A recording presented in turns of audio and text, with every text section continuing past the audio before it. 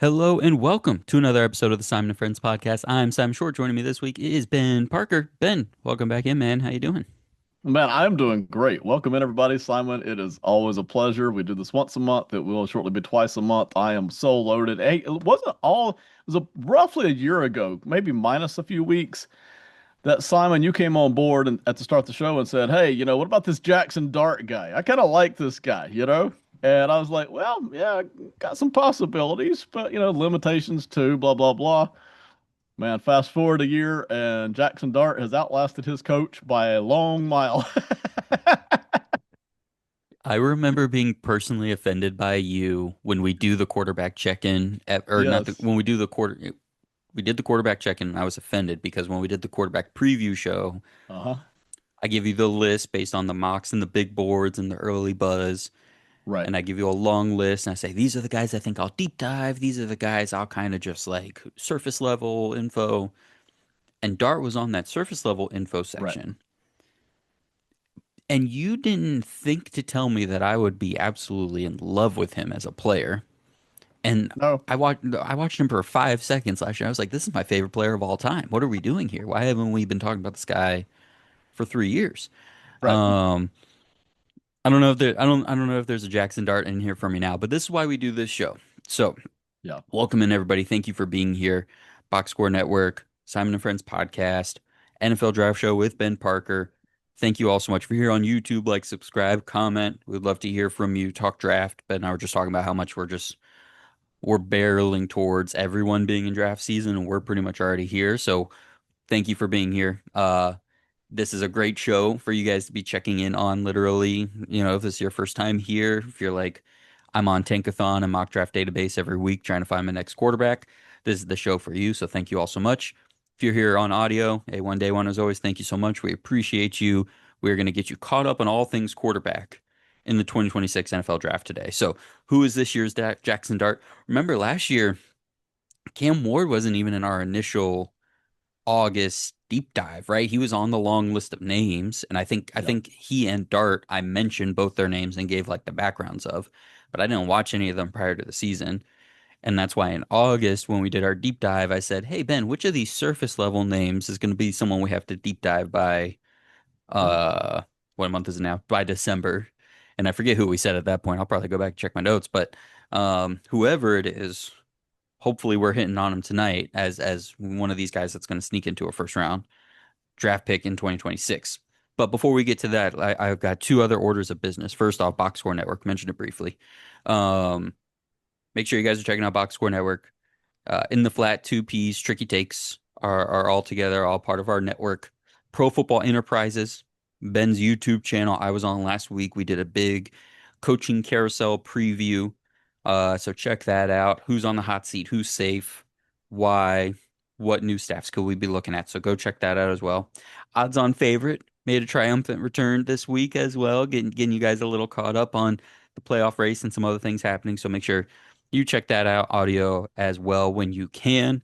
But then Box Score Network as a whole, Box Score has its own YouTube channel, content from this show, Ben's show, and then various other things will get posted on there as well. But getting you ready for the 2026 NFL draft.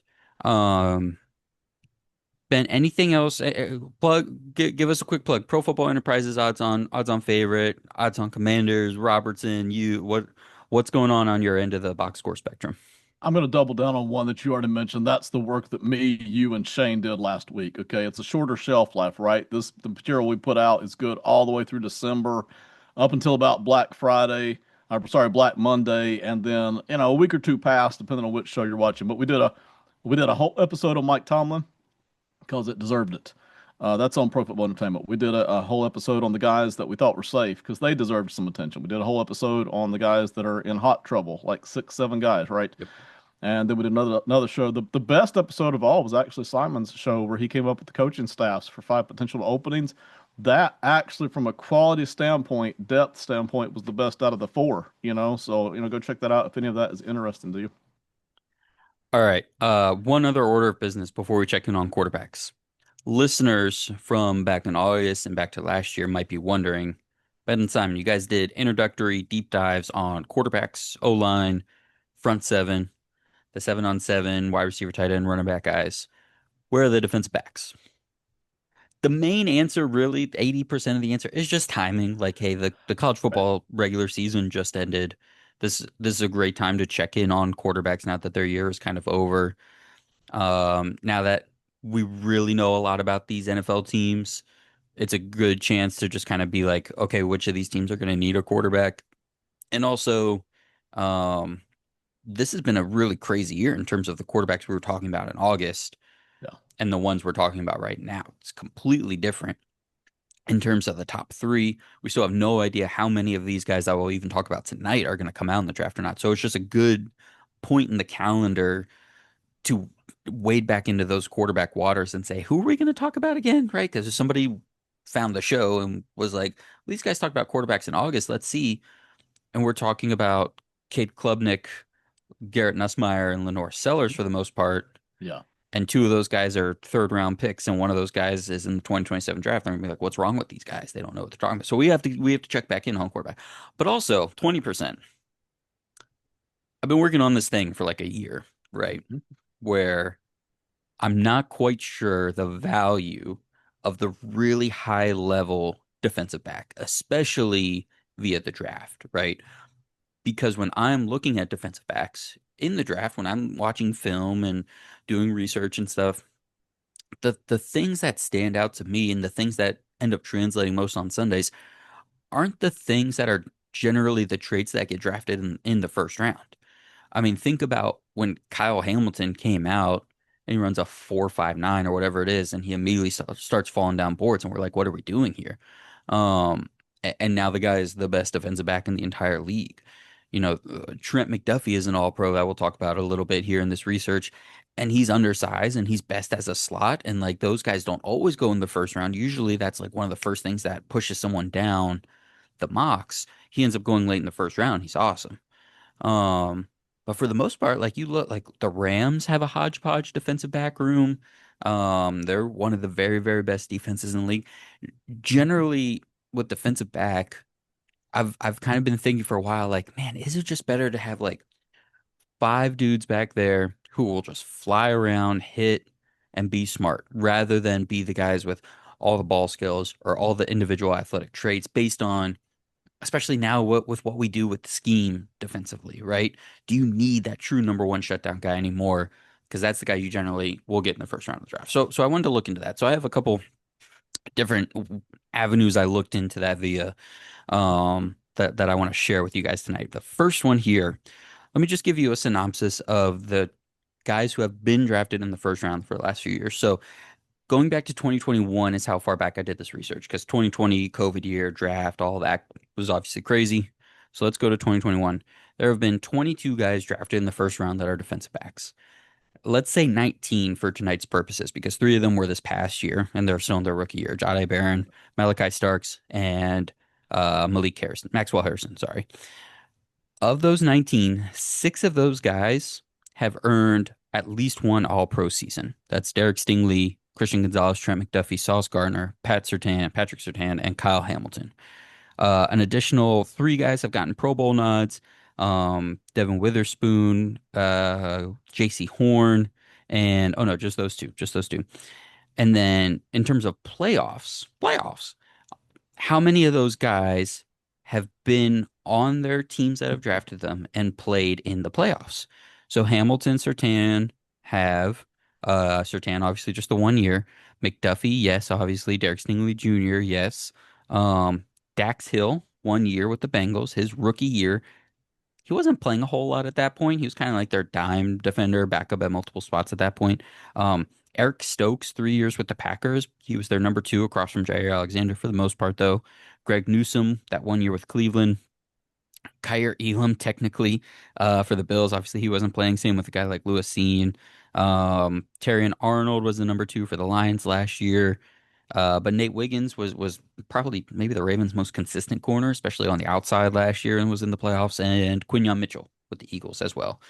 So what's that? 1, 2, 3, 4, 5, 6, 7, 8, 9, 10, 11, 12 of those 19 have been in the playoffs as first round pick defensive backs, at least one season with maybe only like three of those guys not being like a significant part of the offense. So when I looked at it, I was like, okay, that's a little more than I thought, and that's about 30% hit rate in terms of these guys very early in their career, essentially on their rookie deals, becoming all pros, right? As first round picks. So I was like, okay, that's a little better than what I thought. Let's dive a little deeper. What else can we find here? Um, then I wanted to go to who have been the all pros and when were they drafted, right? Because if I'm thinking, hey, I think you can draft and develop a late round pick and he can be really good. Let's see, let's put that to the test. So 2024, the all pros were Patrick Surtain, Derek Stingley, Marlon Humphrey, Xavier McKinney, and Kirby Joseph. So two outside corners, a slot, and two safeties. Three first round picks in those five players, one second round pick, one third round pick. Okay, that skews pretty heavily to first round picks, right? 2023, it was Deron Bland, Sauce Gardner, Trent McDuffie, Kyle Hamilton, Antoine Winfield Jr. Again, three first round picks, one second round, one fifth round. 2022, we didn't have a slot corner all pro, so just four names here. Surtain, Gardner, Minka Fitzpatrick, Talanoa Hufanga, three first round picks, one fifth round pick. And then 2021, Jalen Ramsey, Trayvon Diggs, Kevin Byard, Jordan Poyer, a first, a second, a third, and a seventh round pick. Yeah. So I'm like, okay, if we have about a 30% hit rate for first round picks becoming all pro, Yeah. I at some point in their or young part of their careers and like 60 to 70% of those guys playing in the playoffs of those 19 names I mentioned before. And I mean, if you even wanted to talk about the three that were just drafted this year that I said I wasn't including, right? Jahdae Barron is going to be in the playoffs, but he's not playing significant snaps. Malachi Right. Starks, playoff significant snaps. Maxwell Harrison, if he's healthy for the Bills, he's going to be playing. Yeah. Yeah. And then those all pros, for the most part, are first round picks. So then here's what's really important. Over the last four seasons, I took the teams that played in the divisional round of the playoffs. So not just who snuck into the wild card and got blown out, who made it to the second round of the playoffs. In 2021, only two of the eight teams in the divisional round had a first round defensive back. And I think those were Tre'Davious White with the Bills and then Jimmy Ward with the 49ers, right? Those guys were both drafted in 2017. So they were like 4-year vets Mhm. at that point. Yeah. In 2022, one team, one player, Trent McDuffie with the Chiefs. 2023, there were three teams. 2024, just last season, five of the eight teams in the divisional round had first round pick defensive backs. A lot of them we've mentioned already. Derek Stingley, Kyle Hamilton, Trent McDuffie, Quinyon Mitchell, and Terrion Arnold. So, Ben, I throw a lot of this at you, and if you're a listener or viewer, that was a lot for me to throw at you. I can always comment with the research, and so you can read it as well if you want. Um, what does this mean to you? Was my assumption off base that it's not super important to have a high value draft pick invested in DB? Or I don't know, do you think this research bears out the other way that, hey, we should be doing this? You do need a top guy back there. What do you think?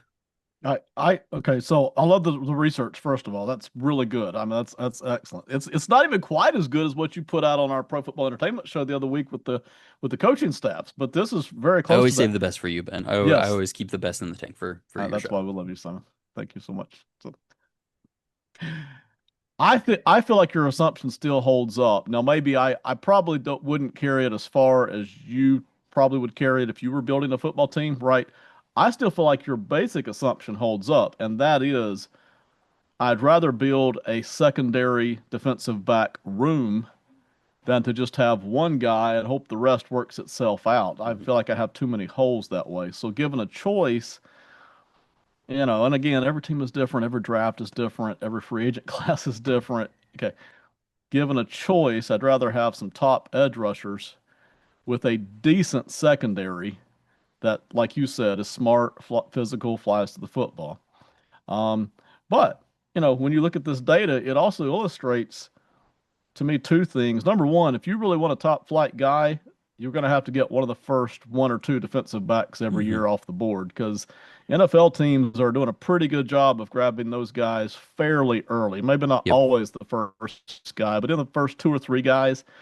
And that may not even be top 10. That might be 14th pick and 23rd pick, right? But NFL teams are doing a fairly good job of identifying the athletes that can play in the secondary at the NFL level.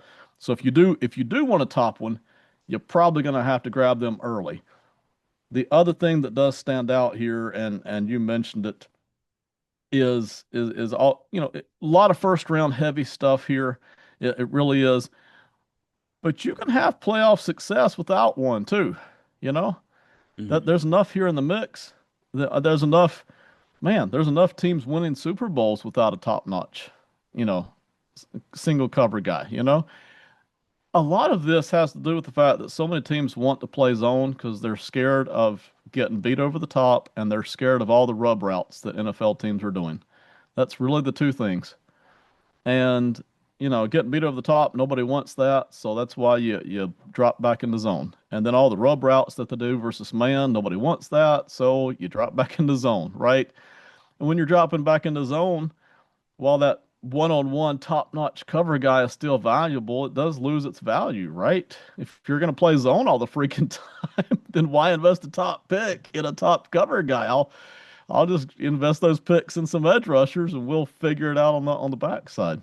So those are the two things that really stand out there. I do feel like your assumption holds up for any NFL team that just wants to build a solid defensive back room, solid guys playing smart zones and then dropping into man when it befits them. That still holds up. But you're right here. Looking at the data, man, you get a top guy, it does help. It sure seems to help on some of these teams. Some of these teams. Now, some of this research is flawed, right?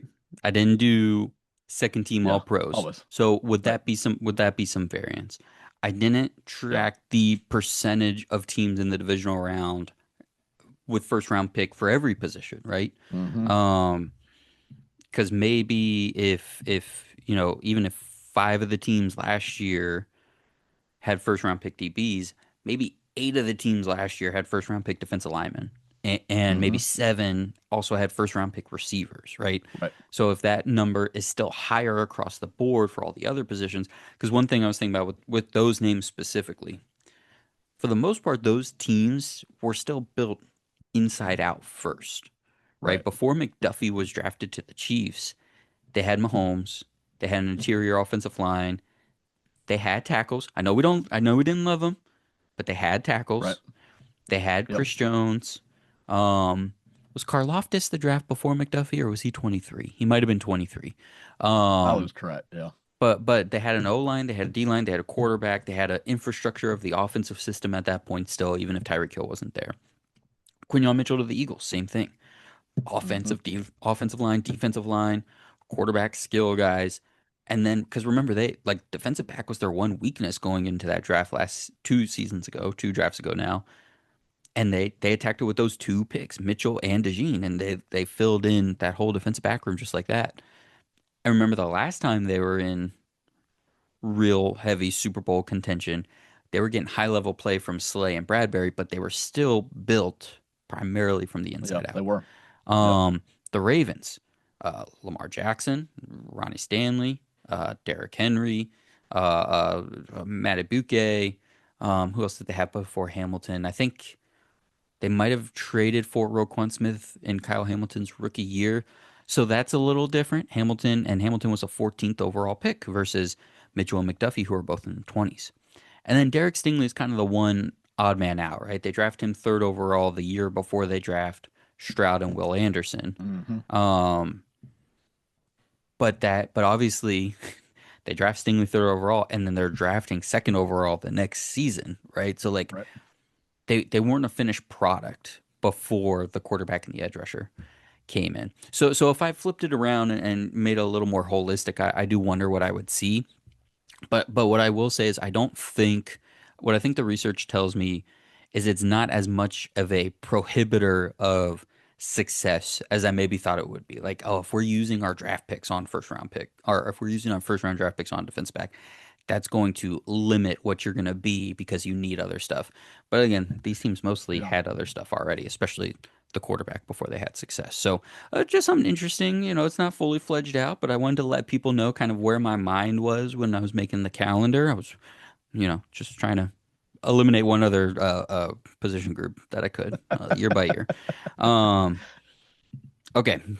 let's get into the quarterbacks, Ben. It's the 20-minute mark. This is the perfect time to Here do we it. So go, man. here's what we're going to do tonight, everybody. We are going to first talk about the new names to the discussion, right? The names that over the course of the college football season have kind of broken out and pushed their way onto the scene as these guys could be high draft picks that we weren't talking about in August, right? So we have three names for that. And then we're going to go back through the names that we talked about in August. We lopped off a couple of them and just check back in on how things are going for those teams. Before finally we'll talk about some teams and what's the real draft landscape in terms of who could use a quarterback right now. And I will say, just as a blanket statement at the top, we still have no idea which quarterbacks are coming out in this class. Yeah, The first name we talk about could go back to school.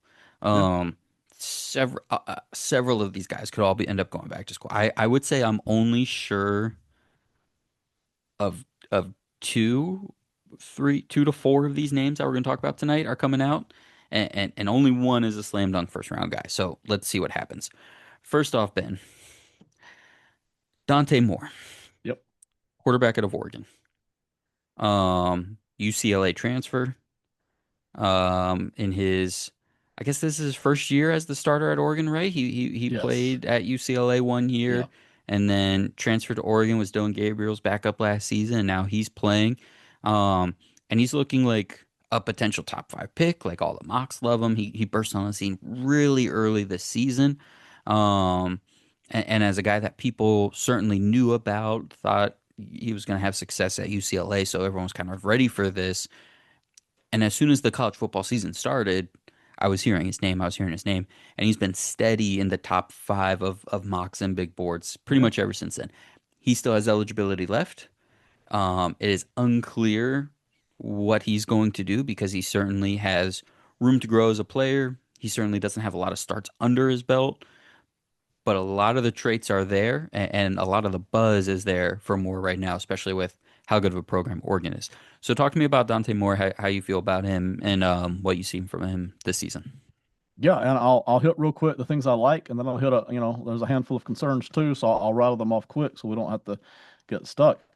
First of all, the overall talent is there. It's been there ever since he was back in high school. People really wanted him to come and play for them in college, and everybody's kind of been waiting for that talent to burst out. You know, people that kind of expected it at UCLA didn't happen. We certainly expected it at Oregon. It still took a year for him to actually get to where he could be the starter. His turn, right? But he waited, and the talent is there. There's no concern about arm strength, arm power, arm accuracy as far as the base. It's all there. Hmm. The athleticism is there. The height is there. He doesn't look particularly skinny, although he's not built Yeah. either. There, Hmm. there are the foundation for a quarterback that you rolled in off the assembly line is all there, and I love that. And then this year the production. That's always a huge, huge thing for me when it comes to quarterbacks. I may not know why they're producing or not producing, but I need to see the production. And so the production was there this year. That's a really big thing. That's not unimportant at the quarterback spot. So all of that is beautiful. And those are reasons people should like Dante Moore, and those are reasons that I would be interested in drafting him. So let me hit the concerns just real quick here. Number one, reading defenses, the experience level. He still looks very uncomfortable doing that. There are times where you can tell he's just not reading the defenses very well at all. But again, you mentioned he ain't been playing all that long at the college level, so I figure that will improve with time. Another concern is he's a little bit lax, a little flat-footed at times, a little bit minimum effort-ish. And I know the argument can be made that some athletes are just smooth, right? It goes all the way back to Scottie Pippen in the early 90s. It looks like they're not even trying. I don't feel that way about him. There are times when I watch him play, he actually looks like he's just not putting in quite enough effort. And I even have another note here. The leadership style, I'm just not seeing a lot of dog on the field when I watch him. So again, I can work past that at the NFL level. My Hmm. QB doesn't have to be the fireball. Hmm. That's not going to keep me from drafting him. But if I am looking at things I'm concerned about, that is one of them. And, lots of underneath stuff. You can put this in all caps. Lots and lots and lots of underneath stuff and two read stuff. You can see it Yeah. when you watch Yep. him. It's one read, two read move. And again, Bo Nix, who is less talented, is getting by with this in Denver. Yeah. So why shouldn't I draft Dante Moore? Well, there's Right. really no Hmm. reason. Moore Hmm. is more talented, and Hmm. he can get, if Nix can get by with this two read stuff, so can Moore. Okay. But it is something to just keep in mind when we're looking at, boy, is this a franchise savior or just a good, solid NFL level quarterback? Okay. And then one final little thing here. He's not overwhelming, both the arm strength and the mobility. It's all there. It's all good foundational stuff. Strength. He can get the ball anywhere he needs to go, but it's not overwhelming. It's Hmm. not like he's lighting up all, Yep. covered receivers deep downfield. Yep. And it's not like he's bedazzling in his running game. It's all fine. It didn't blow me away, though. So, again, if I really got my heart set on drafting a quarterback at number one overall in the draft or number three overall in the draft, I'm not telling teams not to do it. They may do it. And I support that decision, actually. But this isn't the guy I would normally be looking at to just be like, yes, I got to have that guy. This guy's going to save my franchise. So that's where I'm at on Dante Moore right now. It's so fitting and it's so perfect that it's another Oregon quarterback that when I fire up the computer at night, Yes. I'm like, all right, I got to get caught up on a quarterback. I have to watch an Oregon offense. It's just Yes. it's the worst thing. I will say this feels slightly less gimmicky than the last few years, Yes. and that gives Agreed. me some. Right. I think that's something you can say speaks to who Moore is as a quarterback versus Gabriel and Yep. Nix, right? It's not just immediate snap, roll out, half field reads because we can't take Right. full advantage of the full field based on Hmm. arm strength and athleticism. So that's good, right? So in my notes here, I watched the most games of Moore. He was the one that I got up on the most. I think I watched three or four games, including the Indiana game. Um, he can get rid of the ball quickly when it's that designed play, Yes. but if he does hold it for any amount of time, it does tend to be too long. He does have a big arm for yardage. There's not a lot of the like laser throws to the sideline from a standstill in the pocket or throws on a rope that are deep. It's hey, I can get to any spot on the field at any point, but not always maybe in the most challenging of ways. He's a good athlete. He's a really good athlete. He's not a He's not Lenore Sellers, right?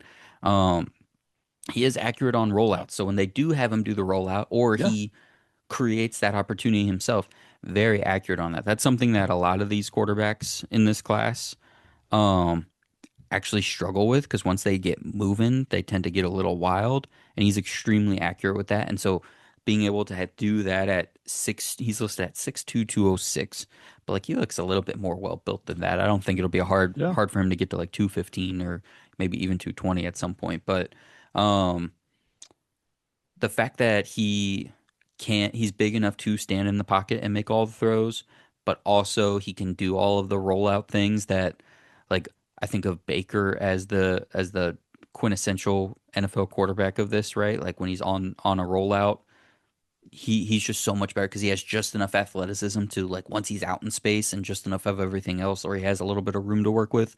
Um, but Moore can do that at 6'2", 200 plus. And he will throw over the middle of the field when the play is designed for it, but it definitely has to be really schemed up for that to happen for him.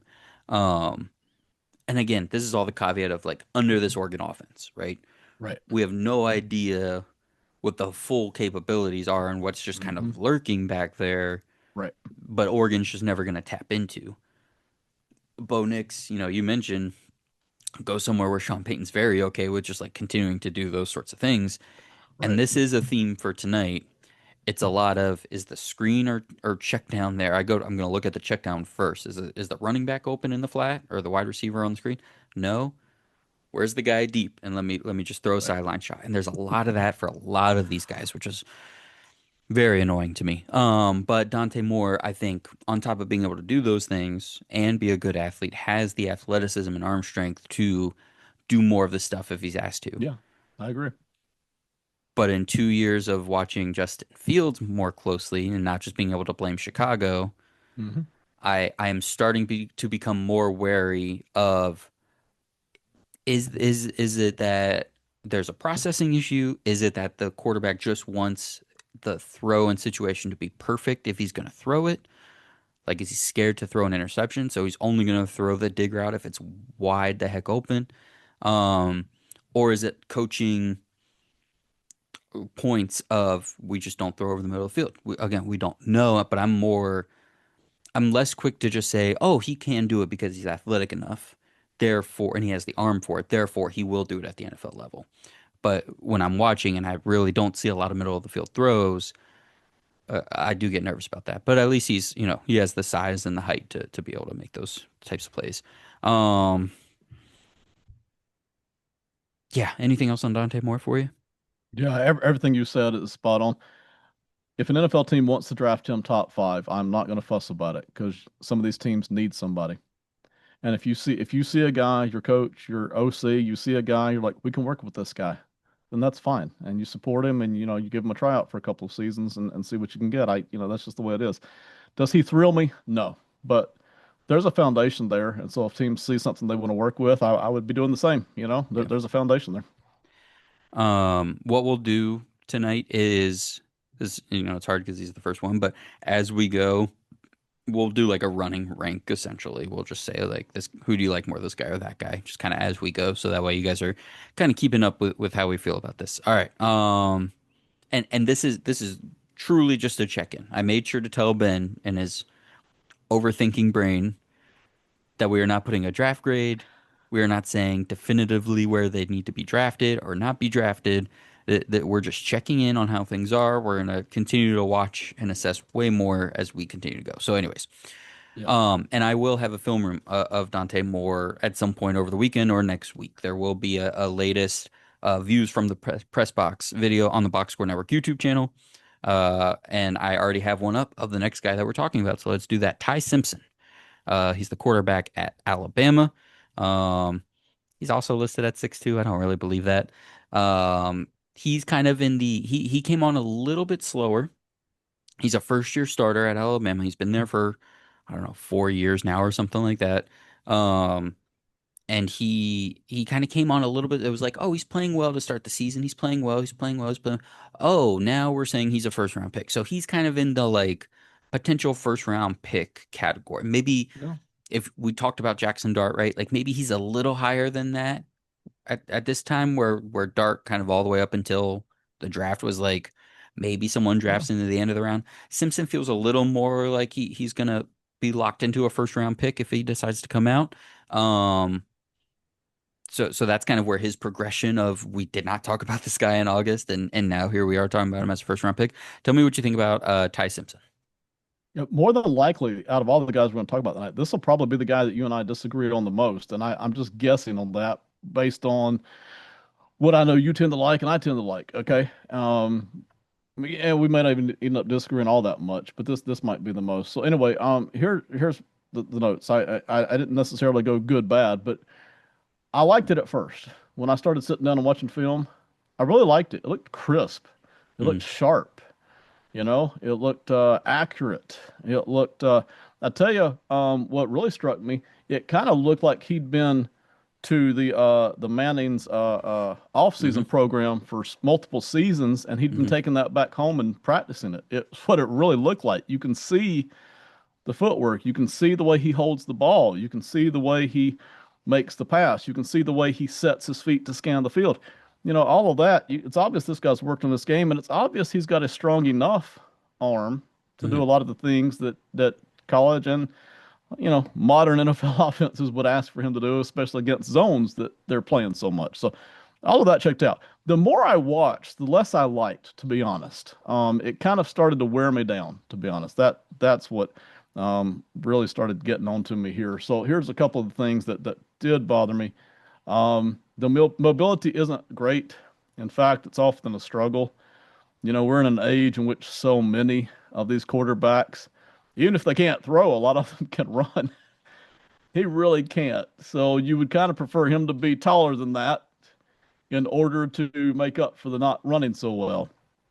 It's a struggle, to be honest. The deep ball, it's not that he can't throw a deep ball, it's that he can't consistently throw a good deep ball. That's one of the things I look for when I'm talking about these quarterbacks. Can you consistently hit these deep balls? I didn't see it. It's not that he hasn't. Listen, I tell you what, he's got in Ryan Williams maybe the best deep threat in all of college football, and that's saying a lot. With Jeremiah Smith running around out Hmm. here, and with the kid down at Clemson, I mean not Clemson, Auburn, Cam Coleman running around, and with the two Clemson guys, three Clemson guys. The best deep threat of them all might be Ryan Williams in terms of just go fly and go run and get it. And he did not connect with Ryan Williams all that much. You say, well, Hmm. blame the defense. Yeah, sure, but you know, uh, I just didn't like that as much as I wanted to for a guy that I would like to draft here. A couple other really quick things. Um, the uh, the accuracy. There are times where he's amazingly accurate. It's like dart. No, I don't mean Jackson dart. It's like literally darts. Just choop, choop, choop. It's almost like he's just reaching out, putting the ball in the receiver's hands. Hmm. But then again, the more I watched, dang it, there were a lot of plays where he's not even giving the receiver a chance. Hmm. you know, and that aggravated me. It wasn't so much over the middle. Generally speaking, over the middle, he's fine. But when he's sitting here in the pocket and throwing to left boundary, say at 15 yards, boy, there were some plays he's not even giving the receiver a chance to get the Hmm. ball. So that bothered me. I'm like, well, again, if his game isn't mobility and it's not height, then I need him to be flawlessly accurate. Right. Hmm. And there wasn't as much of that as I wanted, even though Yeah. there are times where he's beautifully crisp. Hmm. So again, when I put all that together, I've got a guy I'm interested in. NFL teams should be looking at him. Hmm. I like him better than several of the guys in this year's Hmm. draft, but I'm not excited about him either. Yeah. So that's where Yep. I'm at on Ty Simpson. That no, that's exactly where I'm at, and it's Okay. interesting because Okay. um he's starting to have that moment now with evaluators and stuff from a media side where these last few games, Auburn, Georgia, and a little bit leading into those games haven't been as strong as the games earlier and at the midpoint of the season. Hmm. Um, Yeah. and I wanted to find out why, because all of a sudden, like what's not working all of a sudden? And I Right. went back and I looked at the at PFF's charting of a majority of the games throughout the year. The Auburn game specifically, when things really turned bad, I'm talking like sub 150 yards. He had three touchdowns in the game actually, and I'll talk about that because I did watch all of those and most of their scoring drives. But um, Auburn really turned up the pressure and was able to get to him. And that's exactly what I was worried about. If you go and you watch my video view from Yeah. Simpson views in the press box, Yes. the exact thing I said was I'm worried about the NFL level of athleticism. Hmm. And they got to him. I think he was pressured on 48, almost 49% of his dropbacks in the Auburn Wow. game. And most of his games, he was pressured in 20 to 30% of his dropbacks. And Auburn did that specifically on, I think it was like 40% blitzes. Like they sent blitzes 40% on 40% of his dropbacks. And the other games that he was pressure or that the team sent blitzes at that kind of rate, it was the non-conference like Right. I don't even know what to call group of The, five, power the five. the little So fellas. so Yeah. yeah, yeah, those ones. Not your SEC, AC, even ACC Big Ten competition. Like it was the schools that like are blitzing linebackers the size of Ty Simpson at six Yeah. one, 200 pounds. So he just wasn't worried about it, so it didn't affect him. So it was the Auburn game was the perfect combination, and Georgia did this as well, just to a slightly lesser degree. Um, but Auburn hit the perfect amount of we have SEC defensive linemen, Hmm. we have size and speed in droves with a bunch of guys that were just going to send pressure and get after you all game long. And listen, he made plays like he was running around, he was creating when they sent too many blitzes and he found a hole. He did run for a little bit. Um, he throws the three touchdowns, which were all like back foot fading jump balls already in the red zone. So like exciting college football stuff, but not Right. stuff that translates necessarily to the NFL. So what my notes that I had written, slightly undersized quarterback, but with decent athleticism and accuracy. Pretty good footwork in the pocket, but not the best pocket awareness. There are Right. several plays across his Yeah. tape where he's running around doing stuff, and it's like, buddy, you can't do that in the NFL. Like you can't You can't spin out of the pocket that way because that defensive end isn't 6'2", 265 in the NFL. He's 6'5", 285, and his arms are 35 inches, and he's just going to grab you and throw you to the ground. Um, Yeah. and so that's why the connection I'm seeing to the Auburn game, where it's like that's the closest thing that he's maybe faced to that, from on a game by game basis.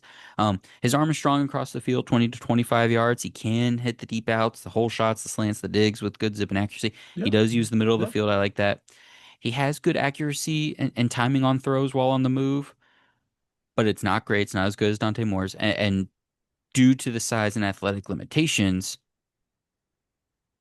there are limitations if he starts to panic when he has those things. So if he's rolling out, and whether it's a half field read situation or not, he doesn't have the athleticism to always react to whatever the defense is doing in that moment. So therefore, his options are going to be limited Mhm. when he's rolling out. It's not Dante Moore where I'm like, buddy, like Dante Moore can just like kind of take a sidestep and Right. regroup and extend the play and do Right. something different. Simpson can't do that. There's a play in my clip on box score where he tried to do that, and yeah, the defensive end just like grabbed him and just like pushed him over because he can't. You're not going to get away with that there. And yeah, I wrote same as you. He can hit the deep ball, but it's not his best throw by far. Yeah. Um, my read of Simpson was this: I like him. I'm not at first overall. I'm not at trade into the top 5 to 10 to get him, but I'd maybe take him in the first round depending on my team situation. Like if the Steelers drafted him at 20th overall, I wouldn't be that upset about it. Yeah. Um, Yeah. I think you can make him work in a lot of different offenses with different types of with the different types of throws that I've seen from him. So I think he can be like I think a lot of OCs can be imprinted upon him because of the things he can do, but I'm a little worried about the overall size and athletic limitations. Um, so that's where I'm at on the Simpsons. So it sounds like we're actually in very, very similar boats. Yeah. So more over Simpson for you as of right now? As of right now, yeah, I do feel like Moore has more to work with in terms of tools and traits. Yeah. Is there a difference for you on these two guys or even blanket across the field on if you're sitting and picking and you take them versus like would trade up for him, or is it all just kind of the same for you and you'll just get to the quarterback if you like him enough? I'll just make a blanket statement because again, we didn't want to put our tent stakes too deep on these guys tonight. My blanket statement is right now, I don't have any of these quarterbacks that I would trade up for out of the whole group. Hmm. I have one guy that at the moment I would really want to draft high. Everybody else, I've got enough concerns where I almost just want to take the fifth best guy in the mid to late second round and work with him Yeah. is about where I'm at. Yeah. I think Moore sneaks into that group for me of the would take him early over waiting till day two. Because I was saving that, but since you said it, I wrote here on Simpson. I Right. said I'm not sure I wouldn't take one of these day two guys on in round two. Yeah. In, instead, like if I'm looking down the barrel and Simpson's there and I'm on the clock and I need a quarterback, Mm-hmm. depending on the other guys at other positions that are there, I would maybe just rather get somebody else. Especially if it's like I'm outside the top 10. Yeah. Now, if I'm one of those teams in the top 5 and that top guy that we'll talk about soon is gone, maybe I will take more, especially in this draft. Like there's not a lot of slam dunk top fives. It's not a Travis Hunter, Abdul Carter kind of situation. Right. So Moore's right on the edge for me for that, like in terms of where I'm drafting if I need a quarterback. But I think those would be the two. I don't think Simpson quite makes that. All right, so that's our blanket statement on like where exactly we would take these guys. But we both like Moore over Simpson right now. Here's our third new guy that we didn't get to last time. I don't even know if we mentioned his name. Jaden Mayava, quarterback at USC. Right now he's in the like day two category. I think he's like just on the edge of like people's top 50. Transfer from I forget where now, but transfers in. He's starting at USC this year. He's got those receivers that we like that we've talked about. Talk to me about Jada Mayava. So Jaden Alba is a guy that I've really liked. I'm gonna say this carefully before I pile on. I'm really, really, really, really interested in Jaden Mayava. Okay. The body type, the arm strength, Hmm. the potential, the talent. I'm really interested in this guy. I saw him early in the year, and it kind of surprised me they didn't have a great year. It was a fine year. It kind of surprised me that he worked his way up the draft boards, and it surprised me even that you were willing to mention him this early in the show. But I like it. I really like this guy. Having said that, I really wish that he would have another year in college. Yeah. I feel like he needs it. Yeah. If for no other reason, just the decision making and the interceptions. That bothers me a whole heck of a lot. But dang it, man, if you're just looking at the talent base here, out of all the guys we're going to talk about tonight, again, that's why I mentioned, if that guy's sitting there in the second round this year, I might just rather have him. Right. Let's give him a few weeks on the bench and work his Hmm. way in when he's ready. I really like the potential here, but it is potential. That's where I'm at on Jaden Mayava without going too deep on him. Mayava is listed at 6'4", 225. You mentioned the Mhm. size, so love that. Yeah. Transferred from UNLV. I'll follow up on that. Yeah, man, he's fun. But I agree. It jumps out that he really should just stay a little bit longer. So Hmm. here's what I wrote on him, and I was in the process of trying to remember which game I watched from him. I don't know. I'll look at it later. Anyways, whoever he was playing against, here's what I saw. So he's not the fastest, but he's mobile Hmm. and he's strong and he's well built too. So he's in this category. There's a few quarterbacks in this class like this where it's not the QB run play you have to be worried about for him, but it's the you send pressure and you get like a nickel blitz on him and he just shrugs off the corner and then you're in trouble. Like, cause then Yeah. it's not just if you leave him wide open, he can get 10 yards. It's, ooh, you sent an extra body and now he's got space and he's got 20. Right. So he's that kind of athlete. Good arm. He makes most of the throws you want. Not sure he has that true like laser down the field either, but he can Right. time it and get it there on the deep balls. But it's a strong arm. Um, he also he's actually really like Dante Moore, just a little bit bigger. He also doesn't do great when things get messy. His footwork is off in a Yeah. crowded pocket. He throws in the tight windows more and more as the crowd as the pocket gets tighter. There was a Hmm. lot of like especially around his feet. Like it's getting crowded around his feet, and his feet get close together, and then he does a lot of like pogo stick jump passes in the games that I watch. Um, and again, Yeah. like he's The big and strong enough that like if he's just trying to throw it out of bounds, like he can do that a lot of time. But again, it's not going to affect him as much as Simpson. But if there's a NFL defensive end pulling you down and you do that, that's a pick six because you don't get that yeah, thing out of bounds at the it NFL is. level necessarily. Um, he attacks the middle of the field a little bit more than Moore does, though. And again, that just might be a product of the offense. That may be a product of he's got Makai Lemon and other NFL receivers on Jacoby Lane, and you Yes. can do more of those things when you have those guys. But I do think there is just more of a like gunslinger mentality plus the body that you want and the athleticism that you want. But I do think it's very clear, just like the timing of things and the comfortability and the moving around the pocket, um, just needs more reps.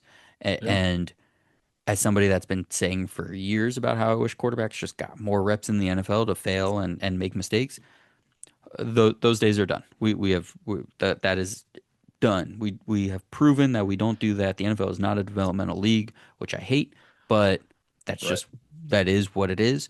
So, buddy, there's NIL. You stay and you make the money and you just get the reps you need in college. Yeah. Um, I should have asked this with Moore and Simpson as well. So we'll do this since this is such a big question this year. Should Dante Moore, based on how you feel right now on December 11th, as we record this, should he come out into the draft or should he stay in college another year? If I were giving advice to Dante Moore, I would tell him to come on out based on where I think he probably will get drafted, and he Yeah. does look polished. Yeah. It to me, it's more instincts and leadership that concern me with Dante Moore. I'm not sure that changes, to be honest. It is what it is. Hmm. He looks pretty polished to me, so I Yeah. think I would tell him to come on out. And it's not like staying at Oregon's going to ask him to do different things than he's already doing. So he's Yeah, not gonna he's not no, gonna It's the not. things he does, I don't need to see him do more of. Right. I want to see him in Yeah. NFL. Ty Simpson, who again is like a redshirt senior, but apparently has eligibility left. Should he come out or should he stay? I would tell him to come out because I tell you, my thought on this is, um, we got four guys we're going to talk about later tonight who we really liked coming off of last Mm-hmm. year. Mm-hmm. And for a multitude of reasons, they're all down, down, down. Yep. And I Yep. feel like if Simpson has to face another year of SEC level defenses, it's not going to get better for him. This is probably as high as his stock ever Right. gets. Right. Yeah. So, Especially if these last two games have been his worst, that means yeah, that people yeah, have figured something out. And then Mayava, we both think he should go back instead yeah. of maybe being a day two pick. Hmm. All right, let's go ahead and check on the names we discussed back in August. The elephant in the room, we can say his name now. Let's get to him. Fernando Mendoza, uh, Oh, yeah. the Indiana quarterback and Heisman finalist and probable potential first overall pick and first quarterback drafted in the 2026 NFL draft. It's the 51-minute mark, and we are just getting to him in this quarterback check-in episode. So I don't know. Maybe I don't know how to program a show, but talk to me about Indiana's Fernando Mendoza. What have you liked seeing him in Kurt Signetti and the Indiana offense this season? A lot. I'm gonna mostly brag on him. I've got like one concern. I'm gonna brag on him a good bit here. Um, Credit to our good friend who doesn't even know us, Todd McShay, who was way out in front of everybody way back in the summer on Mendoza. Credit to you. You were already working it back in the summer. Like, hey, how about this Mendoza guy? I watched him at Cal last year. It was good. It was fine. I wasn't thrilled. I was like, Hmm. yeah, okay. It looks like a fun college quarterback. Yeah. Um, can be an NFL guy. He's had a heck of a season. There is so much good to say about him. The toughness, dang it, to go into Oregon and win, that's really hard to do. I won't spend any time talking about how hard that is to do. That's really hard to do, even if you have a good team. The physical toughness that he's shown to take some hits and keep on popping and playing. Hmm. To beat Ohio State a week or two ago in a tough game where nobody's getting any offense and they've got more talent than you got. That's a heck of a thing. The throws last year, it looked like he was tiptoeing and crouching more, and I didn't like that. It looks like he's straightened out a little bit, you know? Hmm. Hmm. It does. He looks taller, smoother, everything. I like that. Um, the accuracy and the velocity on the ball, I thought looked good last year. I think it's even better this year. The ball Yep. placement, the Yep. spin, the looks like a bullet coming out. Hmm. Boy, I love all that. The production just exploded.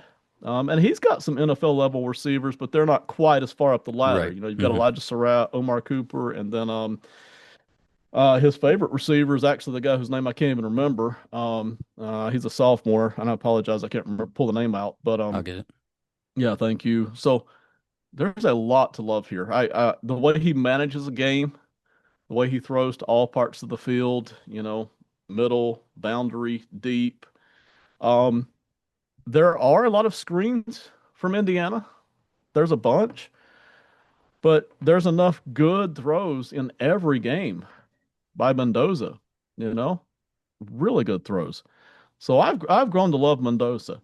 Um, just can't say enough good about him. My one concern is the deep ball, and that question is, well, what's his top end? How Hmm. great can this guy become?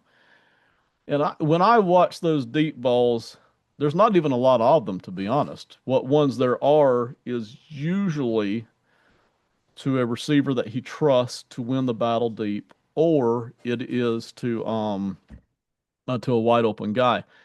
But hey, Joe Burrow's operating that way. Joe Burrow Right. doesn't have tremendous arm strength, and Right. yet what does he do? He throws the ball all over the place. Hmm. So why can't Mendoza do that? The leadership seems to be there with Mendoza, the Hmm. fireball mentality, and yet he doesn't seem to be doing dumb things, making dumb decisions. The decisions Hmm. seem to be good. I mean, so where does it stop? Do I think this is Marino-esque, Rodgers-esque, Josh Allen, Mahomes-esque? It's not. It never will be. But so what? I mean, maybe he can't challenge a covered, receiver 40 yards downfield consistently. I everything else is there. Um, Boy, I really like the work here. Again, would I trade up to get him? Maybe not, but boy, I'd draft him right at the top, and I've really grown on him over the past season. So Woo, we're champions! We're champions, baby! you got a little excited. Yes. Listen, man, it's rich coming from me. I've got one of the goofier voices known to man, and I am by no means a good athlete to any extent like that. But we all collectively were like, first overall pick? First? I First? Not know. not second? Uh, Are we sure? hey, just keep in mind that Brady has a little nerd voice to him as well. It's a little on the nerdy side when you hear him announcing. So, yeah, Yeah. Can someone get Dante Moore to yell into a microphone? Can I just hear that? Let me right. just real That would quick. help.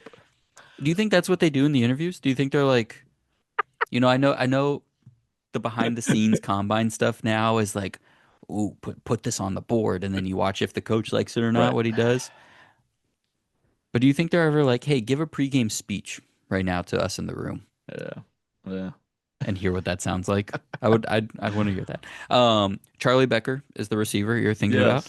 and Thank and you. it's a good point to you on the deep ball because he's the one that leads the team in yards per reception at 19.8. Now he only has the fourth most receptions on the team with 26, but that 19.8 blows the other guys out of the Yeah. water. So that's his Right. deep ball guy. So that makes sense. All right, Fernando Mendoza. I'm with you. I feel like the positives, all the things that were good from his Cal tape, clearly have transferred to Indiana in terms of the Yeah. overall arm talent, the processing of what's happening, the poise, and the escapability. He was one of those guys that I was talking about with Mayava that he's not looking to escape the pocket, but man, Right. if you miss, he will get out and he will rumble. And dude, Yes. do I love that? These if you're not going to be Lenore Sellers and just be like a true 100th percentile athlete, just be a rumbler, man. Just be 6'5", Yeah. not very fast, and just like bump off of people and run in a straight line. And that's what Mendoza does. Yeah. Um, so that's there. And like when he should do that, I think has transferred nicely to Indiana with him. Um, his Cal tape, he was so good at the crossing routes and the Yeah. digs and the drags of like waiting for windows to open and Hmm. create. Um, with much less talent around him. Like he was having to like move around the pocket to like wait for those things to open. Indiana, man, it is all opened up and he Right. just like can sit back there and snipe and find those openings at will. So I love that. The overall arm talent to different parts of the field and just when the zip happens and where he can place it, I think is clearly translated. You take this he wasn't raw because it was there. You could see it and Right. clearly has translated quickly, but this untapped player because of what Cal was as an offense and who was there as a supporting cast and just put into a good situation. And it's like, gosh, this is what we know can happen with so many of these quarterbacks when they're put into good Right. situations. So all the good stuff just immediately clicked. And yeah, like you said, so much more smooth and sharp on all of those things. So I love Yeah. that. And it's a lot like Jared Goff, and that's his comp, being Well, tall and gangly. yeah. But like you put Goff in a really good offense, and man, that dude has an arm. He has toughness. He will stand in a pocket. Don't ask him to run outside of the pocket because it's not going to work out or look good. And I don't know if the Mendoza rumbling ability is going to translate to the NFL. It probably won't. But hey, he's Right. at least 6'5", 225, 230, so you can give it a shot and see what happens. Um, because you can still see that stiffness when he's just moving without taking the contact. He's a boxer that like needs to get hit to like really get going, right? If he's just moving in the pocket, you're like, I don't really like that. But if someone hits him, you like it a little bit better. Um, Right.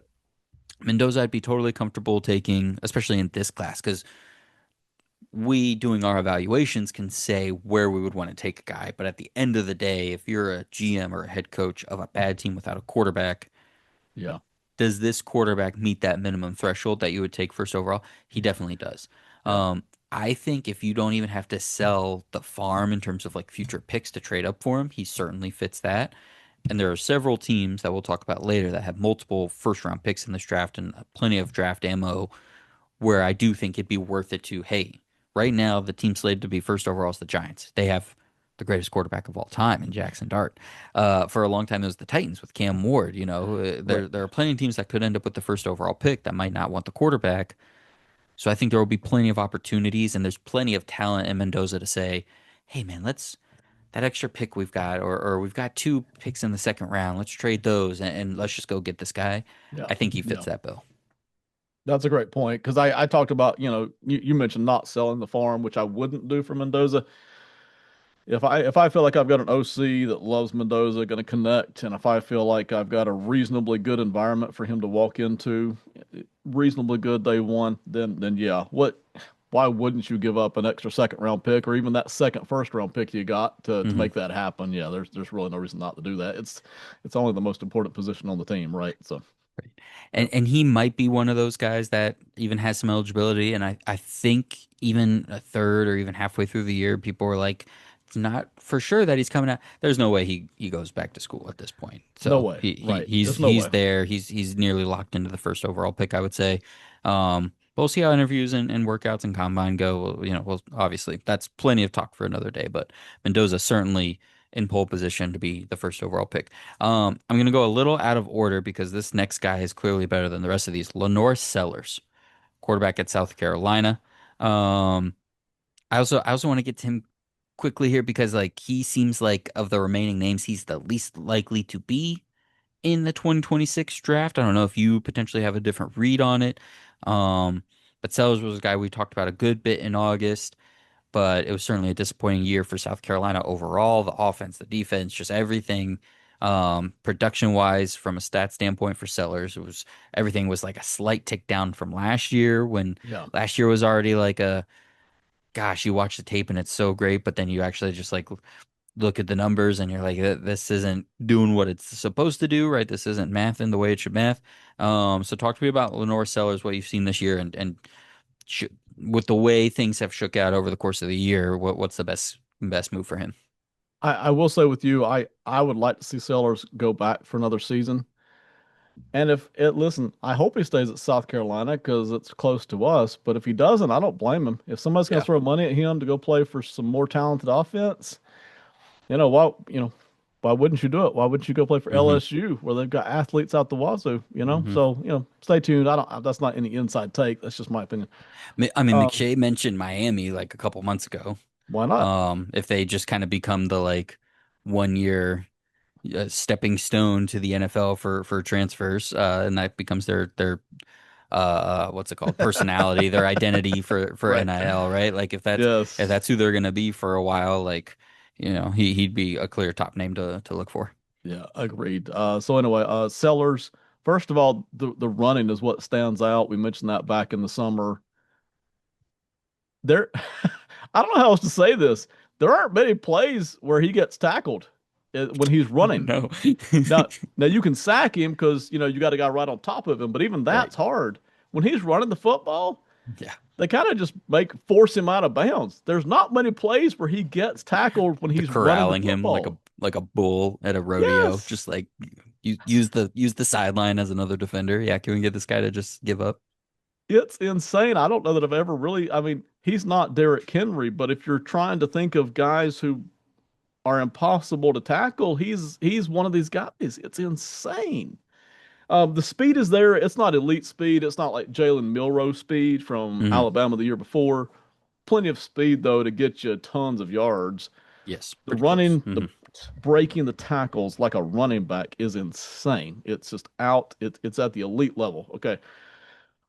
He's still raw and still a little unorthodox, but I can see that he has smoothed up a little bit from last year. So that was Okay. important for me to see that. He's not as unorthodox in his throwing motion, and he's not Yep. as raw Hmm. in his decision making. So that was huge. You'll love to see that. The passing, you mentioned though, the production is still down. I hate to say this because I don't like to make excuses for guys, but it is a fact that he was playing for one of the worst offensive lines in the country this year.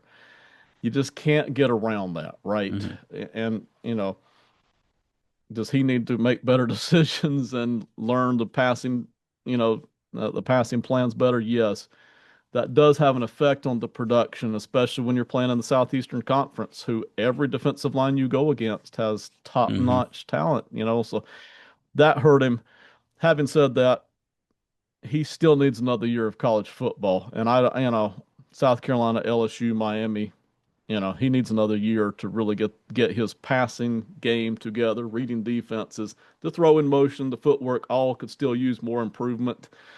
But man, I like this guy. This guy has got the size, he's got the physicality. I feel like he has a strong arm. I've heard that debated a little bit. I feel like the arm strength is there for me. Um, I really like the potential here. I would love for him to have another year in college. Yeah, I think he needs to go back as well, but I agree with you. The thing on it for his passing from the games last year was okay, you can see he can at least make different types of throws. He's not just throwing hard. He's not just throwing deep shots, right? Like he can make the different types of throws. But yes, Yes. the in the pocket stuff, literally what he looks like in his footwork was messy. And I agree, that stuff Yeah. was much, much cleaner this year. So you're seeing progression. So that just tells me, okay, you're clearly getting better when you play. Don't go get thrown into an NFL offense because it's just not going to help you right Right. now. Right. And if guys like Simpson and Moore have jumped you, now if he was still kind of where things laid in August, where it was like, man, there you could still be the first overall pick, like then we're talking, right? Yes. But I think he would certainly benefit from going back because it's not like Moore, where we're pretty sure, mostly sure, I guess you never know at this point, but we're pretty sure he'd just be back at Oregon if he went back. And I think we've so. Yeah. seen what that looks like. Yeah. Sellers, man, if he goes back, like there's, whether it's at South Carolina, if they change the offense based on what happened this year, I don't know what the likelihood of that is, if anything. But if he goes to a different school where they're going to completely ask him to do different things, have a completely different talent pool around him, um, we could actually see something tangibly different that really sets him Yeah. apart. We could. Um, but the speed, strength, toughness still top notch. Smart with the ball, Hmm. and he can get it to the right spot in the play, Yeah. and literally on the field. The accuracy is still inconsistent, and overall the offense just wasn't a help to him this year. But yeah, there's still more. But like I'm learning my lesson from like Anthony Richardson, right? Where it's like I see Yeah. things are going well, and Yeah. there's stuff that's good to point at, but like just don't come out yet. Just stay and come back next year because there's guys at the top of this draft that are uh, have a cleaner resume at this point, and then there's guys here in this like end of first round into second round and day two that are just gonna feel safer because they've been operating offenses for a longer Hmm. period of time. Yeah. Um, so just like just hang on, man. Just hang on because in August, it was like if he came out, even if it was too early, he could be the first overall pick. Now that's kind of out the window. Right. In mocks and stuff, he's like at the tail end of the first round. So he's probably Hmm. more of the Jackson Dart this year, where it's someone's going to take him in the top 40 or maybe trade up for him in the top 30. Yeah. But that isn't worth coming out yet because, like we saw with Dart, that probably puts you in the you're not the day one starter. So they're not fully committed to you.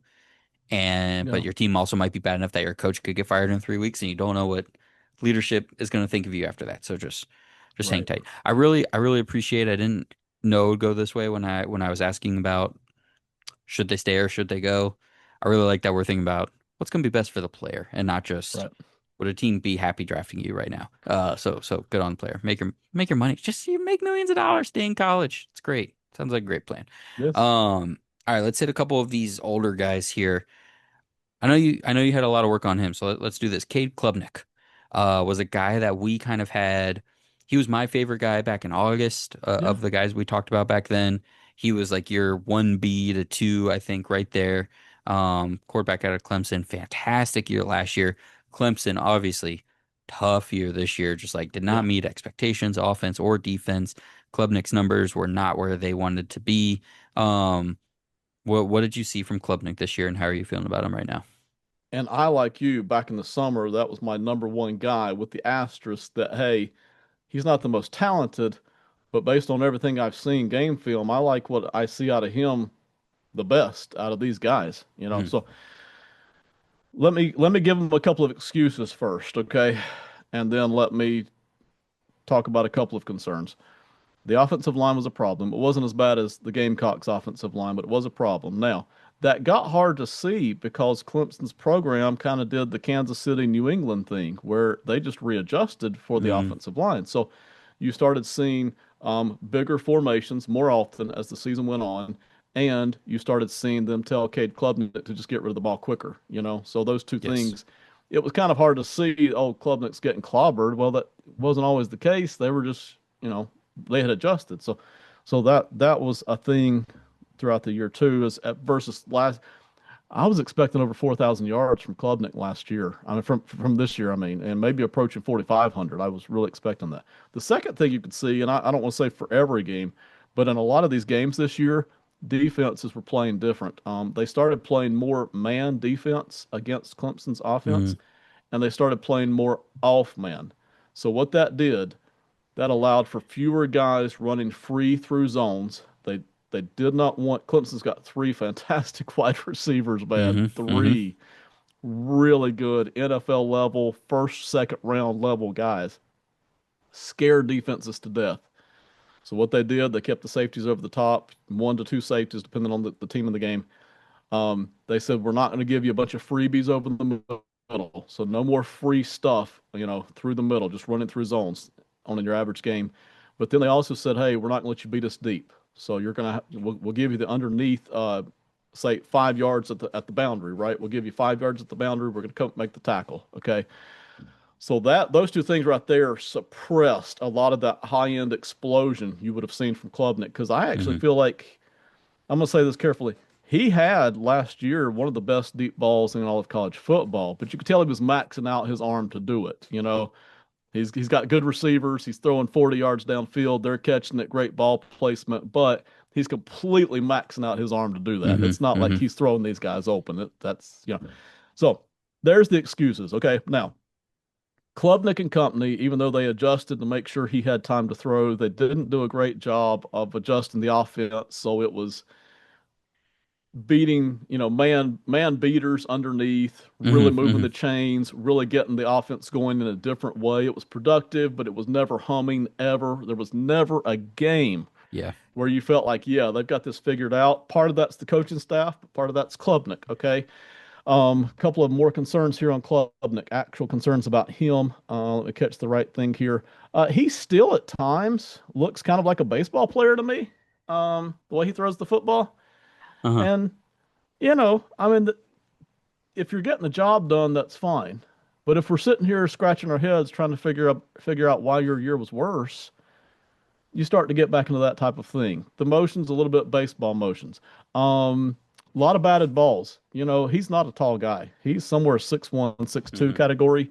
So you could see this year especially a lot of batted balls, and he struggles to see over the middle.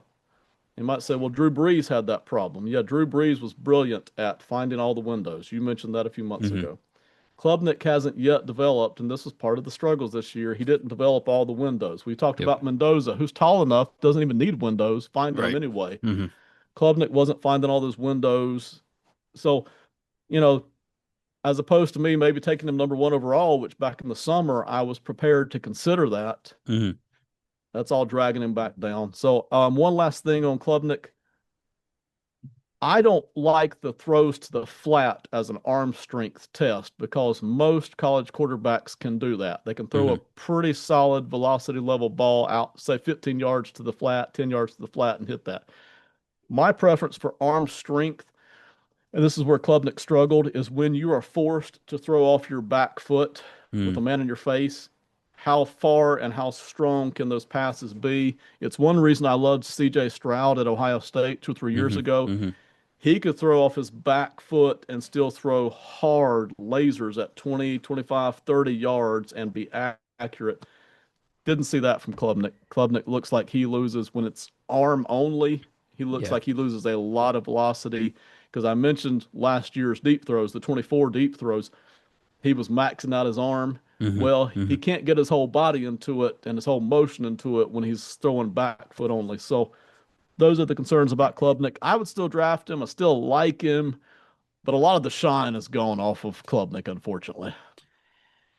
Yeah, that's and luckily for him, when he was super productive last year, that was true junior or redshirt junior. It wasn't like he was a fifth year player out of nowhere Yeah, being highly yeah, productive, but it is yeah, kind of a red flag to have 1 year of high production because you just wonder, and that's where I'm missing the context of college football. But like they didn't have any major player drafted last year, especially on the offensive side, so it's not like they lost a huge name. I don't know if their OC got hired somewhere else last year. It's a new OC, anything like that. But it just for whatever reason last year, everything just fell into place and clicked, and it didn't yeah. this year. You're right. No, I felt like even against Georgia last year, which was the game I watched back when we did the show in August, he was making and doing NFL things and making NFL throws and using the middle of the field and doing all sorts of different things way more than the games that I caught back up on this year.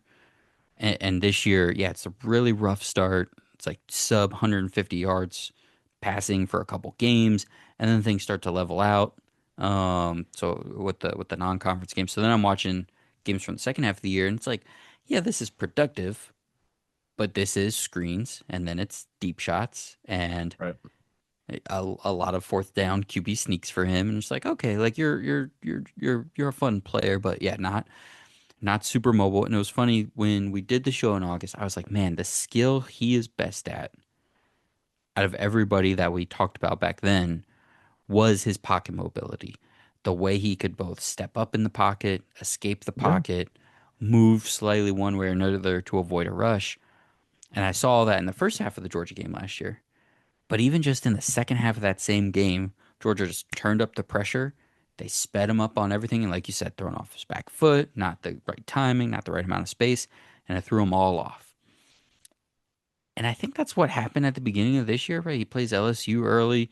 And I think he's just getting pressured the heck out of him. So then they completely, yeah, change the offense, bring in tight ends, more quick stuff, more one read stuff, just get it out. Like, because when you're holding on to the ball, bad things happen. And if that's who you are, if that's not where you want to be as an NFL quarterback. Um,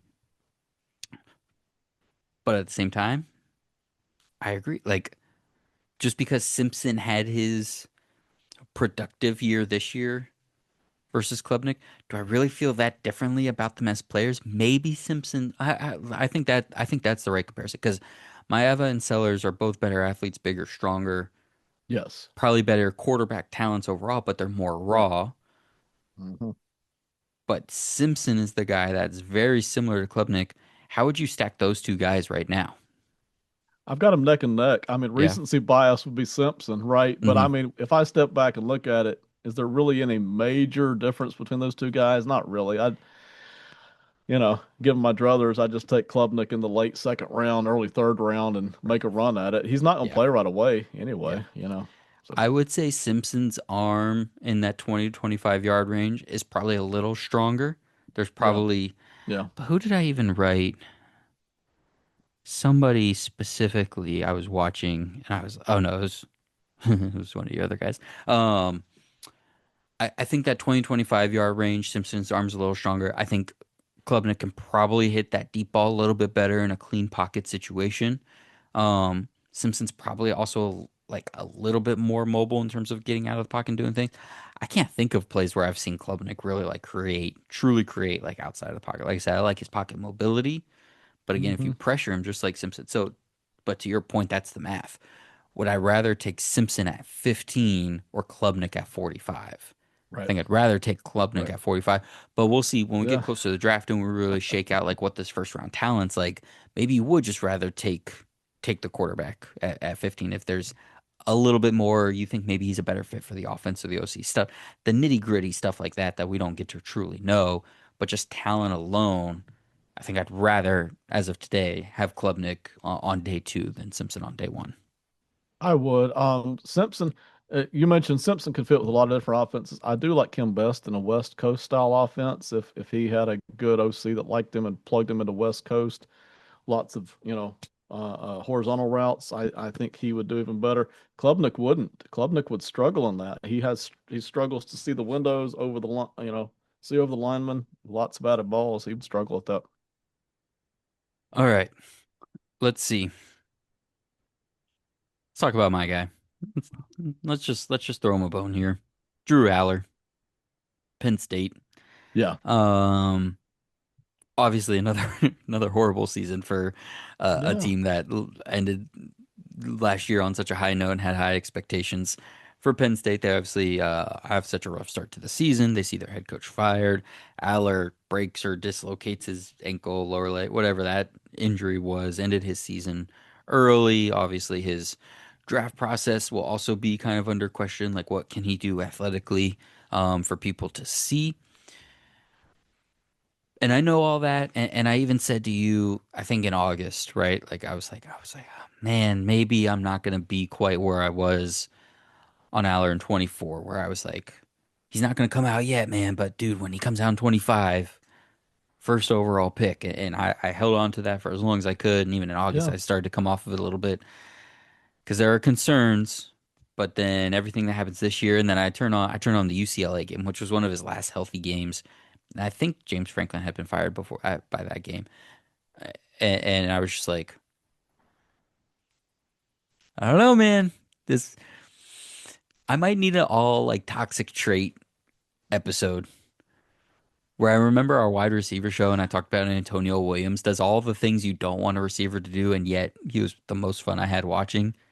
I might need to put together an all prospect team of that because Aller, man, some of the throws, the 6'5" rumbling frame, just like creating things out of yeah. nothing, and the arm on that guy, man, is just insane. But there are flaws that are still there that shouldn't still be there at this point in his career arc, and obviously the injury, and then just tough year overall. He's got a lot of questions to answer when he goes through the draft process. But talk to me about Aller. What did you see this year? Where are you at on him? I'm not going to go too much X's and O's on Aller. It's the potential is all there. Such an odd situation with Aller. This is a guy that could get drafted in the third, fourth, or fifth round and could be a Hall of Famer waiting to happen, man. I mean, there's no way that a few of these NFL guys don't look at this guy and say, Yeah. I can turn that into something Uh-huh. special, something all-timer. Somebody's going to try it, and I don't blame them. It's all there. The size is there, the arm strength is there, big arm strength. Um, there's mobility there. He can't touch some of these quarterbacks in terms of mobility and but there's enough mobility there that he can pick up the first downs. Man, he can do it all. Everybody knows that talent's just lying there waiting to explode. And, the question is, can somebody get it out of him? I don't, it's one of those great mysteries. I remember Jeff George from the 90s, man, came out of Illinois and got drafted by the Colts and bounced around a little bit. Had just this amazing arm strength. Goodness gracious, the kind of arm strength you dream of and never put it together, you know. But Aller's got it. Can somebody unlock it? I don't know.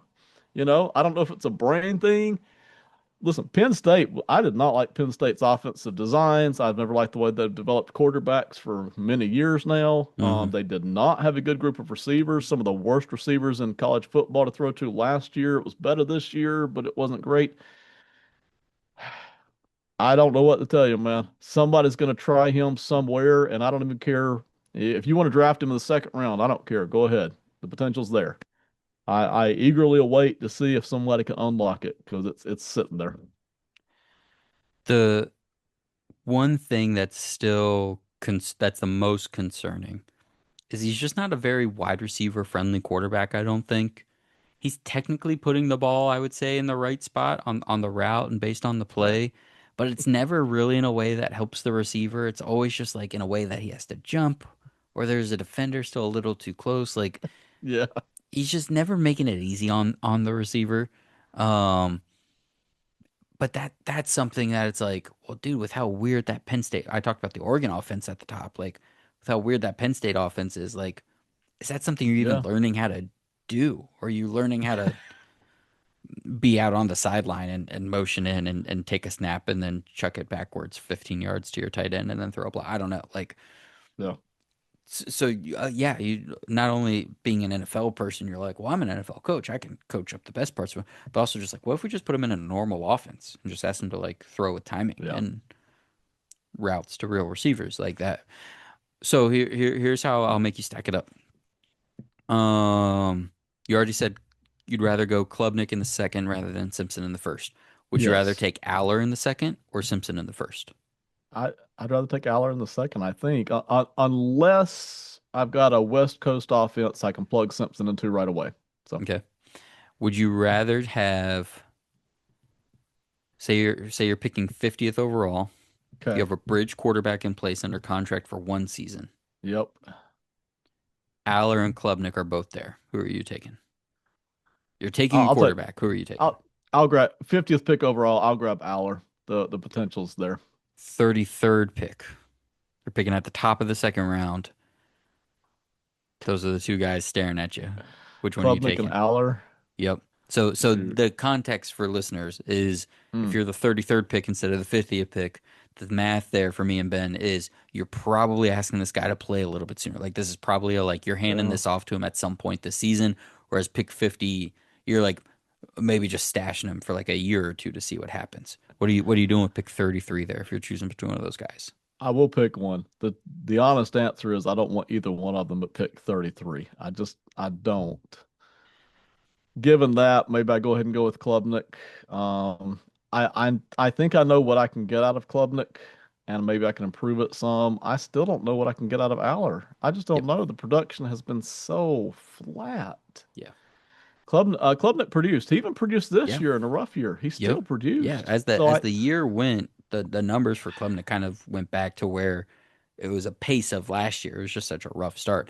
Aller yeah, Aller is the Anthony Richardson where it's just like if you just watch the film and you yes, don't see the scoreboard, you don't see the stats, you don't look at the stat book, like right. God, this guy's throwing for like four. Look at all these heaters, man. Like this, and then it's like 146 yards, 11 completions, and you're like, well, that's not what you actually want. That's not. Oh, Oh, the score is 28-13. I don't. That's not what I was yeah, looking for.